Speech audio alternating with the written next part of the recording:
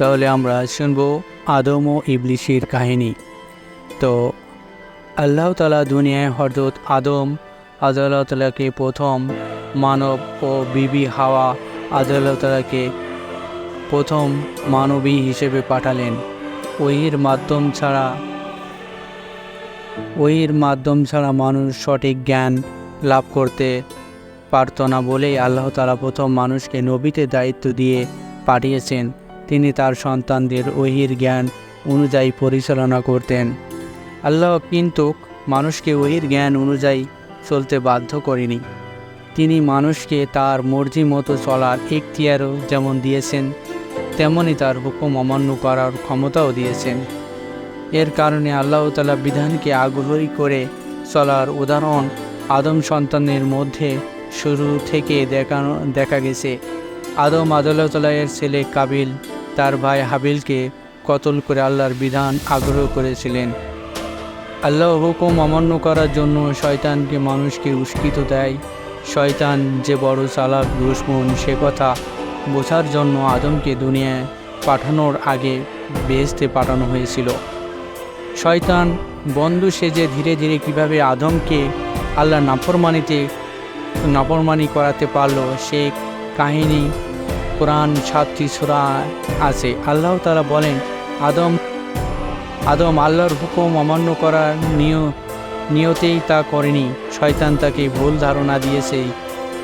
আল্লাহ নিষেধাজ্ঞার কাছে ফল খেয়ে চিরতরে বেহেশতে থাকতে পারবে, সে দুনিয়াতে কষ্ট করতে হবে না। এই ধোকায় পড়ে আদমকে আল্লাহ তাআলার হুকুমের অমান্য করে ফেলল। কে এই শয়তান? শয়তান সে জিন জাতির একজন। তার আসল নাম আজাজিল। সে আল্লাহর ইবাদত করতে করতে এত উন্নত করেছিল যে আল্লাহ তাকে ফেরেশতাদের মধ্যে গণ্য করেছিলেন। আদম পয়দা করে আল্লাহ যখন সকল ফেরেশতাকে হুকুম দিলেন, তোমরা আদমকে সিজদা করো, তখন ফেরেশতা জিজ্ঞাসা করলো, কিন্তু আজাজিল সিজদা করতে অস্বীকার করলো। সে ফেরেশতাদের মধ্যে গণ্য ছিল বলেই তার সিজদা করা উচিত ছিল। আল্লাহ তাআলা জিজ্ঞাসা করলেন, কেন আমার হুকুম পালন করলে না? সে জবাবে বলল, আমি আদমের চেয়ে বড়। তাকে তুমি মাটি দিয়ে বানিয়েছ আর আমি আগুন দিয়ে বানিয়েছ। আমি তাকে সিজদা করতে পারি না। আল্লাহ তাআলা অভিশাপ দিলেন, তার উপর লানত নাজিল করলো। এরপর থেকে তার নাম হয়ে গেল শয়তান ও ইবলিস। শয়তান শব্দের অর্থ অবাধ্য বা দুষ্টু, বা ইবলিস শব্দের অর্থ হলো হতাশ। শয়তান আল্লাহকে বলল, আমাকে কিয়ামত পর্যন্ত সময় দাও, তোমার খাস বান্দাদেরকে অবশ্যই আমি ধোঁকা দিতে পারবো না, কিন্তু বেশিরভাগ মানুষকে আমি তোমার নাফরমানি বানিয়ে ছাড়ব। আল্লাহ তাআলা সময় দিয়ে বললেন, আমি তোকে আর ধোঁকায় যারা পড়বে সবাইকে দোজখে দিব। আল্লাহ কোরআনে মানুষকে সাবধান করে দিলেন যে শয়তানকে সব সময় দুশমন মনে করবে। সে বন্ধু সেজে যে পরামর্শ দিক তা কখনোই মেনে নিও না। আল্লাহর হুকুমের বিরুদ্ধে মানুষের মনের যত খেয়াল বা চিন্তা ধারণা পয়দা হয় সেসবই শয়তানের কুপরামর্শ মনে পড়বে। কোরআন মাজিদের সর্বশেষ সূরা আন-নাস এর কথা বলা হয়েছে। আল্লাহর দেওয়া বিধানের বিরোধিতা কুপরামর্শ দেওয়ার জন্য শয়তানকে চেলা বহু জিন ও মানুষ আছে। মানুষের মন গড়া যত মতবাদ, এই যত খেয়াল আল্লাহর বিধানকে বিরোধিতা, তা সবাই শয়তান তৈরি বা শয়তানের সেলারাই তার জন্য মানুষকে কাছে পৌঁছায়। ইসলাম বিরোধী চিন্তাবিদেরা সবাই শয়তানের খলিফা। এর কাহিনী থেকে বোঝা গেল যে দুনিয়ায় খলিফা মর্যাদা আদমকে না দিয়ে ইবলিসকে দেওয়া উচিত ছিল বলে সে মনে করত।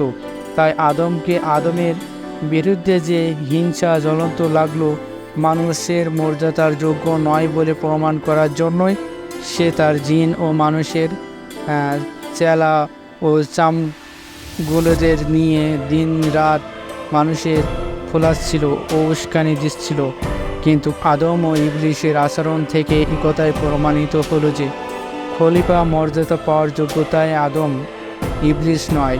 আল্লাহর হুকুমের অমান্য করার সাথে সাথে আদম লজ্জিত অনুরক্ত হয়ে আল্লাহর কাছে কাতরভাবে তওবা করলেন, মাপ চাইলেন। কিন্তু ইবলিস আল্লাহর হুকুম অমান্য করা নিয়তে নাফরমানি করলো। সে চ্যালেঞ্জ দিয়ে দাবি করলো যে আদমকে সিজদা করার হুকুম দিয়ে অন্যান্য অন্যায় করেছে। অনুতপ্ত না হয়ে যে দাপট দেখিয়ে বিদ্রোহী করলো, সে আল্লাহর প্রতিনিধি হওয়ার স্বপ্ন আরোগ্য। শয়তানের রাজত্ব বনাম আল্লাহর খেলাফত। আল্লাহ তাআলা যখন নবী পাঠিয়েছেন তখন মানব সমাজে শয়তানের রাজত্ব কায়েম হয়েছে।